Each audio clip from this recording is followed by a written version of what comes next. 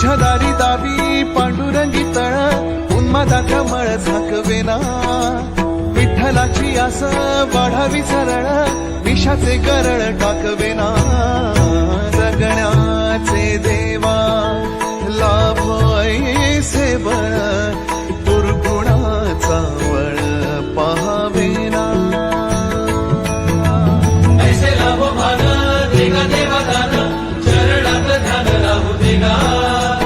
अमृताची वेळ अमृताचा कुंभ भक्तीचा मृदुंग वाजू देगा